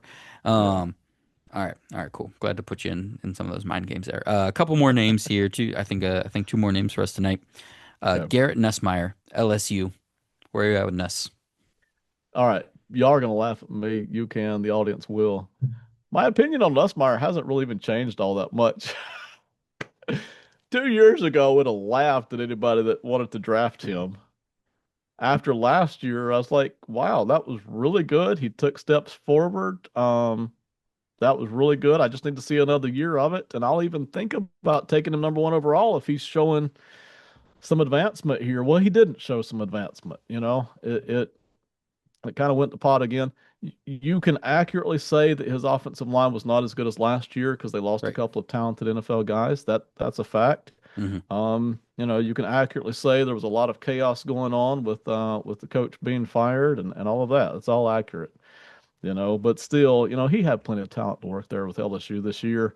Um, Arm strength to me is fine, not great. The accuracy is usually good, but in some cases he's still throwing to areas, not points. Hmm. Hmm. The mobility is fine. It's not going to be anywhere near what some of these guys in the draft can do this year, so it's nothing special. The decision making is still questionable, but it's not as bad as some of the guys we've talked about. And he is producing, so I I would still draft him. There's still something there to work with, and he might be a good, solid NFL quarterback after a season, I'm not coveting if somebody else grabs him. I'm not gonna be hurt about that. I'm going to use this time to say one more thing about Aller. I will say his touch looked improved. So while I said wide receiver friendliness Yeah. and the way he throws the ball is still a problem, I do think just his overall touch to different levels of the field looked a little bit better in that UCLA game than any of the games I Yeah. watched last season. So, anyways, Nussmeier. I just thought it would be fun to we get to Nussmeier, who I'm not a fan of, and just talk about Aller somewhere. But really, I wanted to say Nussmeier. I thought his accuracy so I did the same thing as I watched the South Carolina game. So I went to the second half of the season for these guys because that's obviously where they're at Yeah. right now. And also Nussmeier, the big thing was like we were worried about I think his hip or his knee at the beginning of the year because that was kind of how he ended I last forget year. which. Yeah. Um, So I didn't want to really use any of that tape. So South Carolina, like his numbers have kind of been back up. Um, Yeah. he seems like he's kind of past that. So I watched that game, and I did think his accuracy looked better than what I watched from last year. But to me, it just made the other issues stand out more. Just like trying to be a creator and gunslinger when he's not there for that athletically at this level, let alone Right. what he would be at the NFL level. Um, Arm strength, yeah, is fine in front of him, but throws to the sideline at any point, like even to the flat, but just on outs or anything deeper, like the ball just dies by the time it gets there. Like that's just scary when I see that. Um, I think this is a I think I said this in August. I think this could be a good backup quarterback, but not somebody that you want to draft with the mind of being a starter. I don't think there's enough of the athletic ability and the arm talent and the playing in my lane kind of to be there. Now, I've had this conversation with Robertson before because we did a whole show on backup quarterbacks before. What's the mentality? What's the archetype you want your backup quarterback to be? Do you want him to be like a steady Eddie? Like, I'm not going to rock the boat. I'm just going to run the offense, come in and go home. Do you want him to be like this high potential guy where it's like, maybe I'll become a starter in a couple of years if I play enough games, or maybe I will be a bust? Or do you want this guy that's like very clearly has a ceiling on his talent, but his mentality is so like rock star that it's going to be a really fun 4 games? But if you ask for like the Taylor Heineke, right? Is he Right. going to come in and just run around and wreck stuff in good ways? But then once there's enough film on him for that season, it's like, all right, we gotta get the starter back out there. How's the training going? Is that calf ready to go or not? Um, and I think he would fall in that. Like, I think he'd be like a fun, like mix it up, backup kind of guy for a few games. But then the athleticism just isn't going to be there, and the overall arm talent isn't going to be there. But I do think that the accuracy being better is really important if that's going to be his Yeah. archetype. Like, you can't have an inaccurate backup quarterback, even with some of the other flaws there. So, I did think that was improved, but this is the guy that would be, late day 2 and into day 3 for me, probably, that I'm drafting because I just want to have a good backup. It's a good point on Nussmeier, and I feel like ultimately that's probably about where I'm at. It looks like his target NFL career is gonna be at the backup level with the the potential ceiling being, hey, this is a solid game manager, sometimes plus level quarterback, but that looks like the top he'll ever be. I just kind of where we're at. Last guy for the night, Carson Beck. Mm, Tried to revitalize his career in Miami. The reviews early from the season were good. People were saying like maybe he's jumping himself back into like a real conversation that has cooled. I will just say that I watched the Florida State game, and yeah, it's just all screens, check downs, and the occasional deep ball. I will say when I think back to his last tape at Georgia, where he was just like completely frazzled and out of it and had no pocket awareness yeah, and just looked like he did not know what to do out there. That seems gone. But that also, but the stuff that remains is just that all the backup quarterback. It's just I'm just gonna walk in, I'm gonna run the offense. Okay, here's a screen, here's a deep ball. I can hang in the pocket a little bit, and then we're all gonna go home. That's kind of where I feel like Beck is at these days. So again, he'd be right in that bucket for me of Nussmeier, and maybe a little bit higher just because he's a little bigger, a little better of an athlete. So maybe there's like a bridge quarterback season or two for him in there somewhere. yeah, Um, but I mean I don't. I've said this on the show. Obviously, everybody knows I don't watch college football, but the talk in those first 3 weeks, I remember the talk show radios and the yeah. segments and where it's like he's back. He had to get out of Georgia, get out of the pressure, do something new, and he's here. But it does seem like that has cooled off. It has, and big time. Carson Beck's an odd duck all by himself, man. We mentioned Aller being odd. Nussmeier's a little odd too with the situations we're looking at. Carson Beck is because you're exactly right about the perception. The first few weeks of the season, it was like, wow, this is the Carson Beck that everybody loves, that everybody kind of drools over. And then by midseason, it was like, well, dang it, the old Carson Beck is back now, the one that just has everybody scratching their heads. The one thing I love about Carson Beck is his arm strength. I think he has better arm strength than a lot of the guys in this draft. I don't put him up with say Mahomes or Josh Allen level arm strength, but if I graded them at say 95s and 96s, 97s, I'd have him kind of at the Stafford level arm strength, which would be 93, 94. There are plays where you can see him, and this is almost any season he plays, just kind of stand flat-footed and flick it, and it Hmm. launches 50, 60 Yep. yards, gives his receiver a chance, beautiful passes.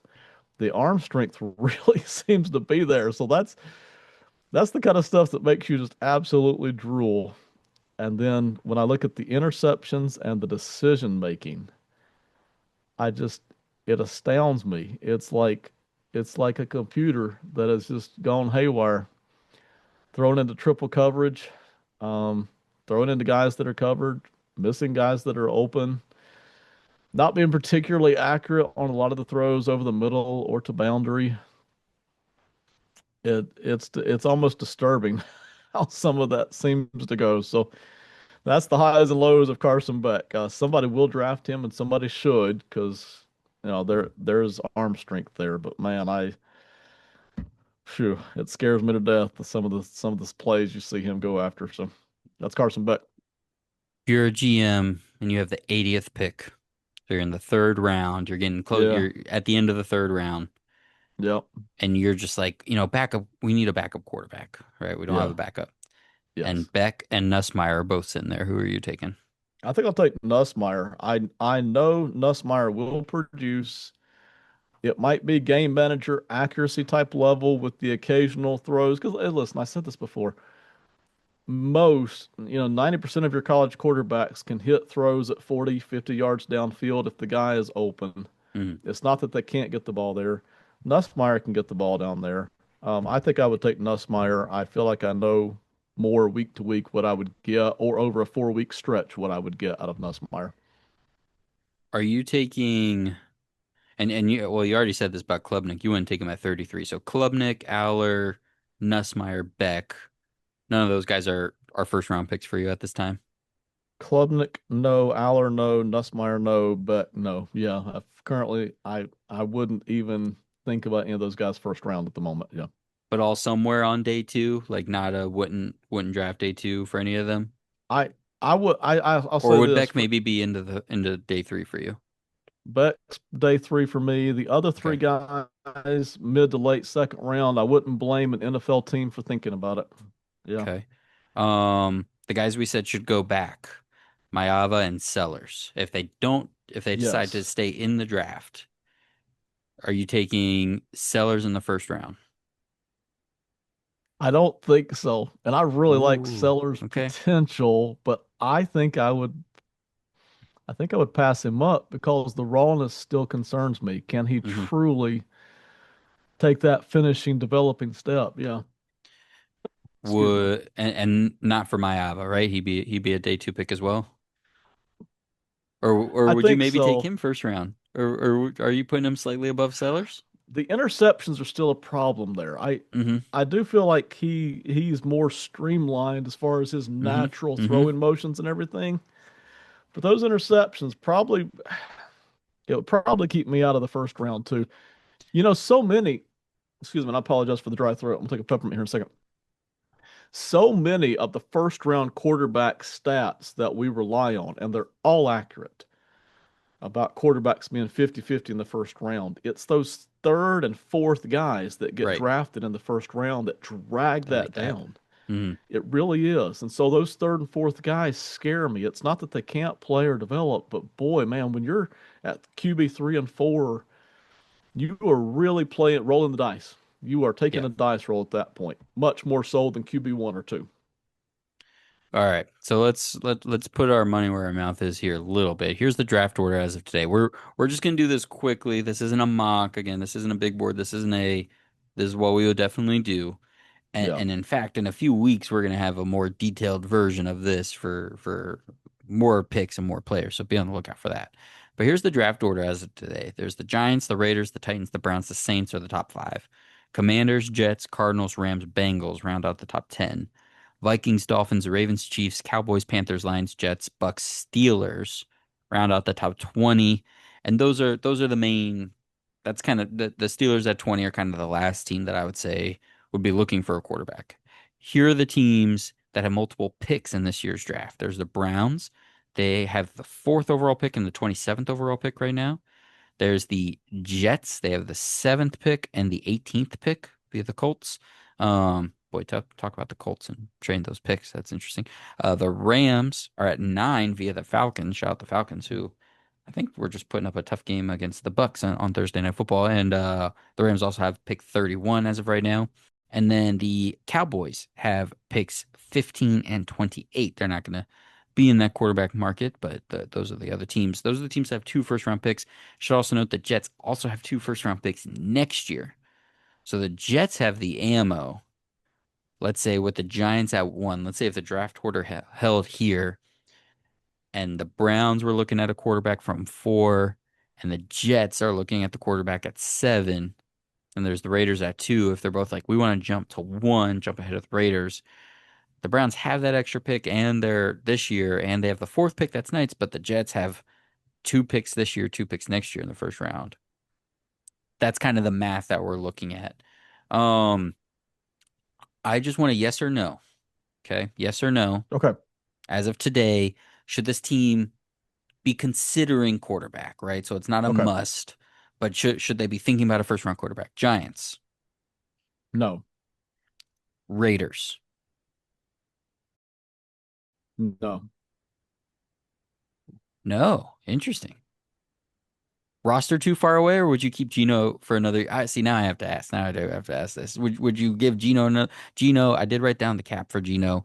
18.5 mil dead cap if they move on from him next year, unless they get to trade him, in which case no dead cap for him. But they'd save 8 million on the cap if they released him, even Okay. taking that dead cap hit.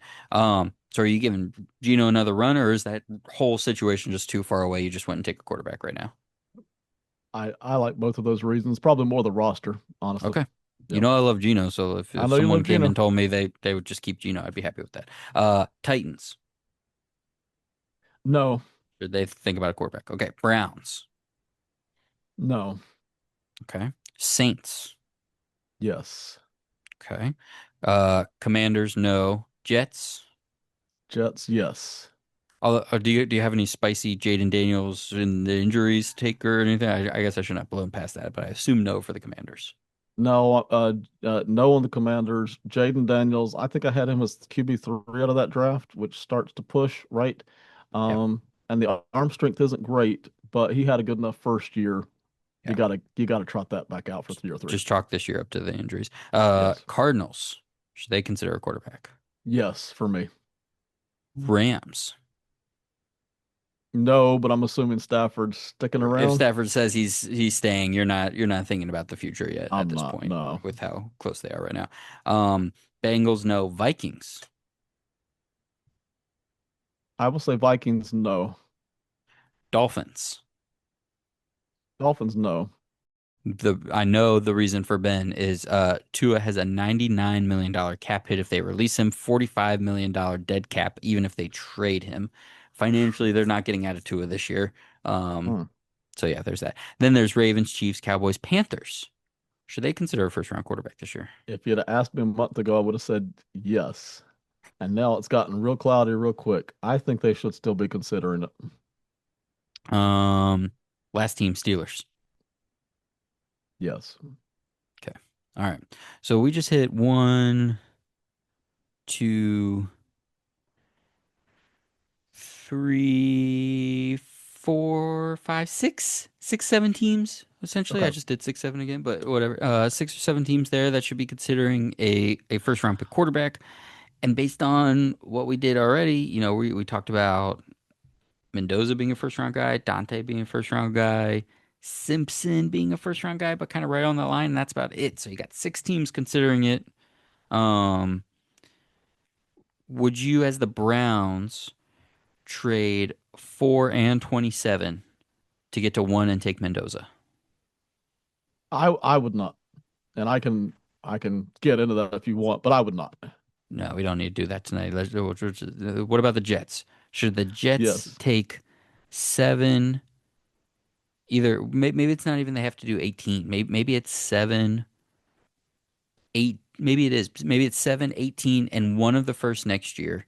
But let's say you get Okay. one and then 33 back. So you move back 13 spots from the middle of the first to the early second. You get one. You trade one of those picks. Would you trade from 7 to 1 if you're the Jets? I would, yes. Okay. Jets, Mendoza, that feels like the magic combination to me. And that group comes from the golf world, and if that's his comp, that that's interesting. So I think Yeah. those are the teams we're eyeing right now. And the Raiders at 2.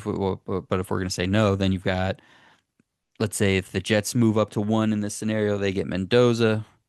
Let's say the Raiders sit the Titans, and let's say if you're the Browns, you trade a second or a third just to swap with the Titans to stop anybody, block anybody, and you take Dante Moore if he stays. Sorry, Dante Moore, you just got drafted by the Browns. Um, and then when you're there at the Saints okay, so let's say in the scenario the Saints at 5, do you take Ty Simpson at 5? I don't. If I'm sitting at five, I'm the Saints. I don't even think about taking Simpson at five myself. Cardinals at 8. If And remember, if we if just we on your show last week put Joe yes. Brady Yep. and the Vikings assistant that I always love, whose name I always forget, even though Chris O'Hara. Those are the guys in charge of my offense, and I'm the Cardinals at 8. Do you take Yes. Ty Simpson there? No, I don't. My Simpson bias is going to pull me way back on him. That's QB3, the film I've seen on Okay, Simpson. If Moore were sitting there for the Cardinals, but for some reason, I would take Moore for the Cardinals, even though I'm not high on Moore either. But, right. the combinations we're talking about, yes. Did I even then officially ask you if you would take Moore to the Browns at 4? If you're sitting there at 4, would you take Dante Moore? I don't think so. Part Okay. of the Browns thing is just the chaos. Man, we've already pulled in two quarterbacks last year. We haven't given them all Oh full yeah, you chance yet. even you even So said no to the Browns. You said they should just. Is that just to roll with Shadur and see what happens for another year?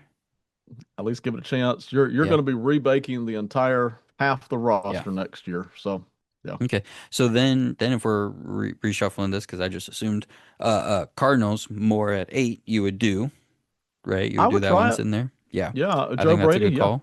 I think yeah. that's great. And then Steelers at 20, you take Ty Simpson. I wouldn't.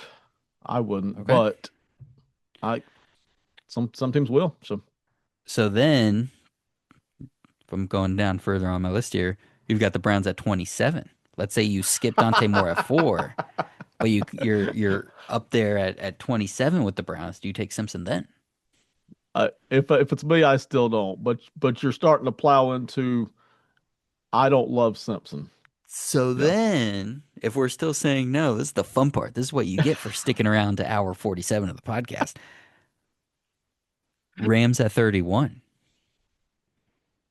And I assume Stafford's retired. Yeah. Well, let's say he's not. Let's Um, say he sticks around. But do you say, man, we just took Downs. We just took Downs at 9 to be a first round defensive back to tie yeah. everything all back together. Uh, I tell or you, or we got Carnell Tate, or we got Spencer Fano, or some name defensive end that's still available. We took another dude top 10 that's atop of his position group. Then at 31, are yeah, you like, gosh, the third quarterback is still here, and at some point Stafford's going to retire? If you're right. McVay, do you want Ty Simpson at 31? Yeah, I wouldn't. And it's not that I don't think McVay couldn't help Simpson or make it kind of work. Two things there.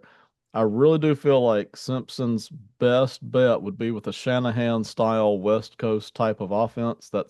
I think that's by far his best style. The Rams could make it work. I do feel like, though, because we watched McVay get rid of Goff and pick up Stafford. I think McVay is going to love getting a big arm guy, or if you can't Hmm. have that, Yeah. he's going to want a super fast guy that can run around and make plays as well as have a decent arm. I do not think he wants to go back down the route that Shanahan's still doing, actually, where Hmm. you have Yep. these kind of minimalist quarterbacks playing Yep. these. XO type games. I don't think McVay wants to do that.